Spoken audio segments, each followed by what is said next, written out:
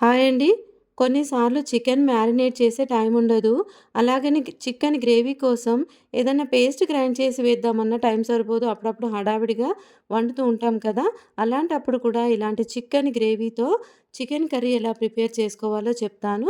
నేనైతే ఇక్కడ 1 కేజీ చికెన్‌ని శుభ్రంగా కడిగేసి, ఒక స్పూన్ సాల్ట్, 4 స్పూన్ల కారం, ఒక స్పూన్ ధనియా పౌడర్, ఒక చిన్న స్పూన్ గరం మసాలా, ఒక స్పూన్ పసుపు, ఒక కప్పు పెరుగు, ఒక మీడియం సైజ్ ఆనియన్‌ని ముక్కలుగా కట్ చేసుకొని, ఇవన్నీ కూడా చికెన్‌కి పట్టే విధంగా ఇలా చక్కగా చేత్తో కలుపుకోవాలి. ఇక్కడ 4 స్పూన్ల కారం నేను వాడాను కదా!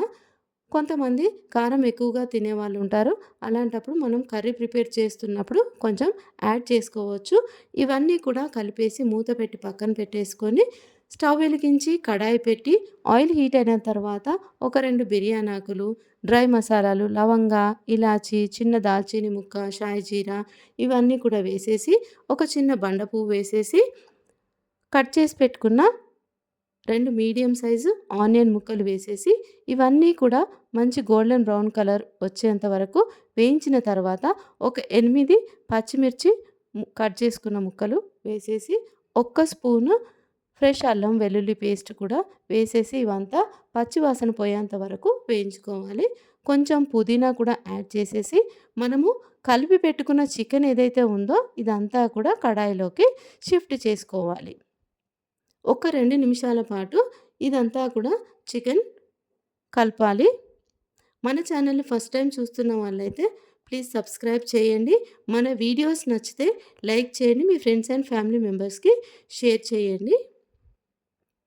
ఒక 2 నిమిషాల పాటు చికెన్ అంతా కలిపిన తర్వాత, ఒక 2 మీడియం సైజు టొమాటో ముక్కలుగా కట్ చేసి వేసి, కొంచెం కొత్తిమీర కూడా వేసేసి, ఒక్క 3 నిమిషాల పాటు ఈ చికెన్ అంతా కూడా బాగా కలుపుకోవాలి. ఇదంతా కూడా లో టు మీడియం ఫ్లేమ్‌లో ఉడికించుకోవాలి. ఇప్పుడు మూత పెట్టేసి 5 నిమిషాల పాటు ఉడికించుకోవాలి. చూడండి, చికెన్‌లోంచి వాటర్ ఎలా వస్తున్నాయో మనమైతే ఇప్పటివరకు వాటర్ అయితే యాడ్ చేయలేదు. ఇప్పుడు ఒక గ్లాస్ వాటర్, మనకు గ్రేవీ ఎక్కువ కావాలనుకున్న వాళ్ళు ఇంకొంచెం యాడ్ చేసుకోవచ్చు. నేనైతే ఇక్కడ 1 గ్లాస్ వాటర్ యాడ్ చేశాను.